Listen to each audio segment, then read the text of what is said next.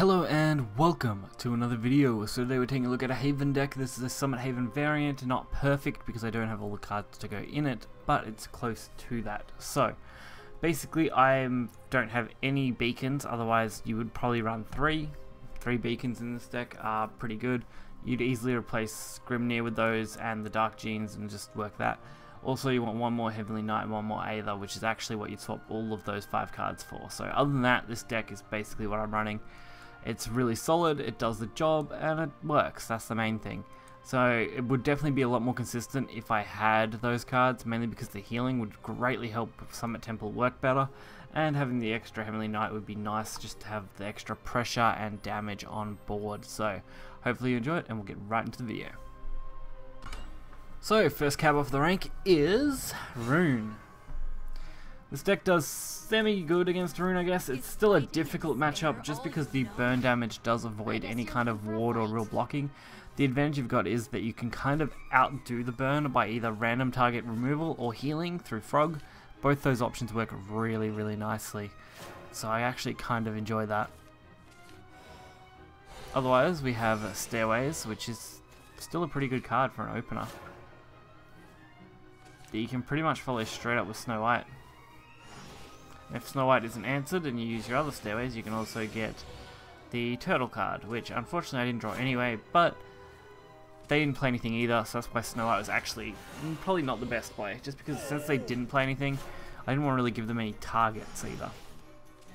But we have Double Tribunal, which will deal really nicely with some of their more, I'd say, pressury drops.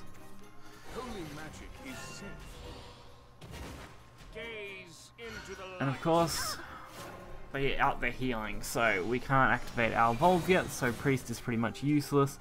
Other than that, all we have is Tribunal and Snow White to deal with stuff, and I really don't enjoy the way I have to use these, honestly.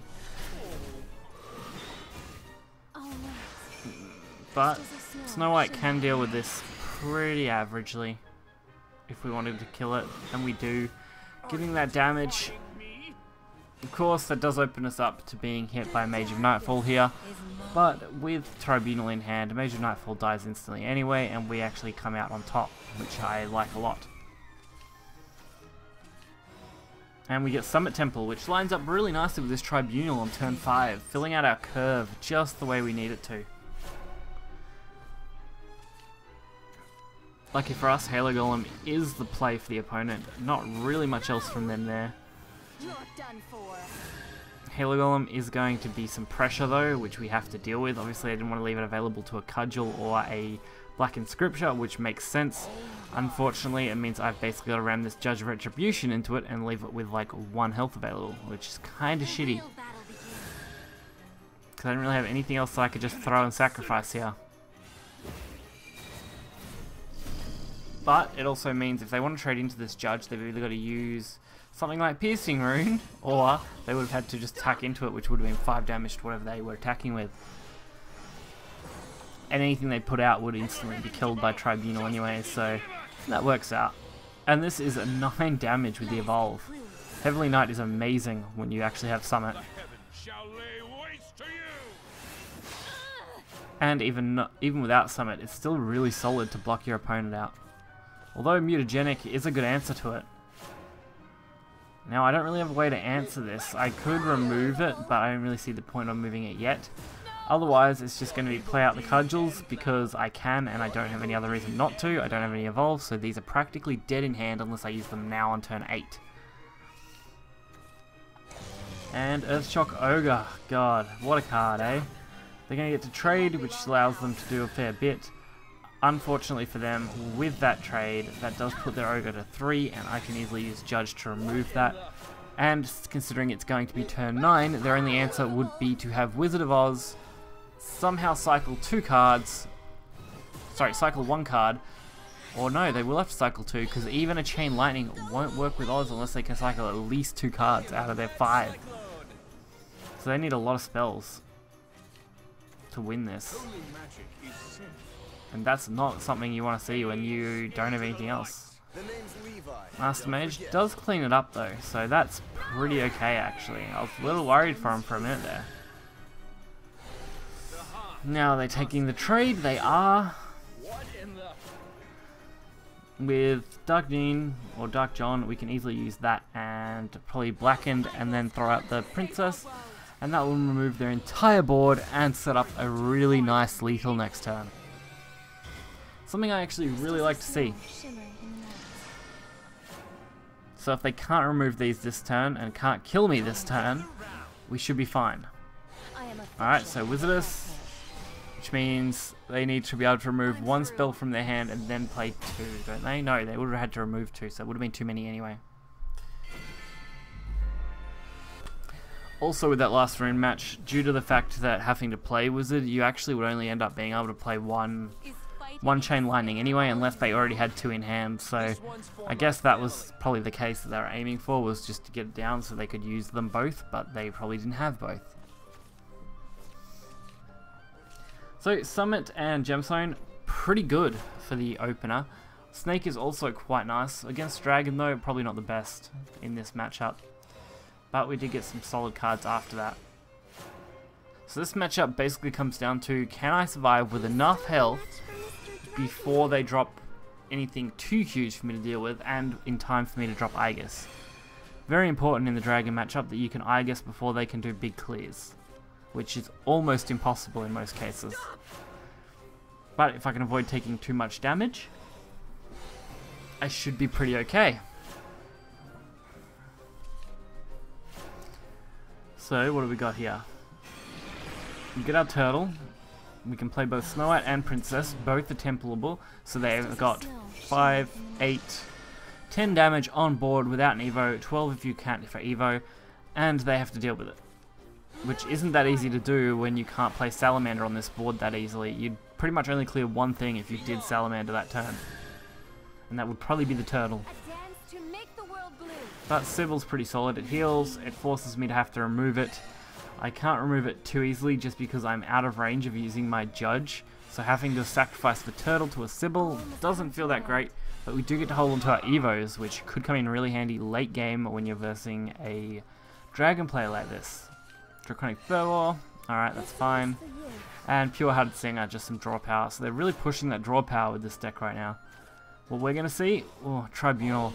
That's fine, but not the best, and I may as well just banish this because they don't have many other things I want to banish other than maybe Ouroboros, and we've already got 3 Cudgels in the deck. We should have another 2 Judges, and we have all our Evolve points, along with 3 Blackened Scriptures, so we're not going to be short on banishes, and most Dragon decks only run 1 Auro, so we only need 1 banish to answer 1 Auro.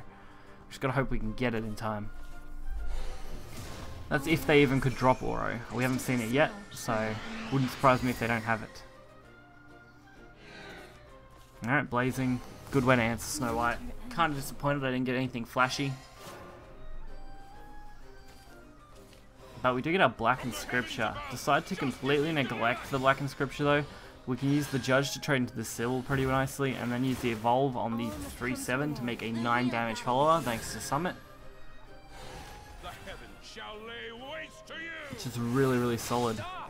Also, they can't risk playing Baha into Tribunal, that would be a really bad idea, so if they don't have a Baha yet, or if they get one now in this turn, it's pretty much useless due to the fact that I can basically just play Tribunal next turn, no issue, play a couple other cards, and really just deal with them. That's just one option I've got available to me. I'm sure there are plenty more, such as this Priest we just drew. We had Dark, which would have been a pain in the ass to use. Or we can just build the board. We have so many good options in this hand right now. Unfortunately, Dark is practically useless other than a board clear, just because we are using it to lower the health, which basically means Summit becomes useless. The only real advantage I'll have with Dark is if they play Bahamut, and I need to drop that as a 5-drop basically with Tribunal on turn 10. Isra though, pain in the ass, does have to be answered by Tribunal, but it also at the same time is going to lock down the board so they can't play Baha into Tribunal, and if they do, that's going to be a huge risk on their part. Pretty lucky actually. Pure-Hearted Singer, so this should be the last draw power, and Dragoon Scyther, I'm pretty sure this is the last one of that as well. If it's not, then using 2 is still pretty solid for me to see removed. And I could use Dark to remove this entire board, but why bother when I can just Aether and get my Aegis out as I need it? and then I just have to kind of plan ahead. So I use this priest only because I really need to get rid of that Thane without ramming it really. I probably actually should have just used Aegis and then traded the priest, but I really wanted the priest's body to stick around, and if I had have left it as is, it would have only just stuck around with 1 health instead, which I don't think would have been quite as good. Just because, I guess I suppose it wouldn't matter because they have that anyway. So, evolving the Aegis would have been better. Not that it makes a huge difference because I can use the evolve this turn anyway. And a second tribunal is actually perfect. We can clear this board. Still got 10 health unless they have a Dread Queen combo on me. I should actually survive and go for lethal. Quite well. Especially since it doesn't matter what they play now, Aegis stays.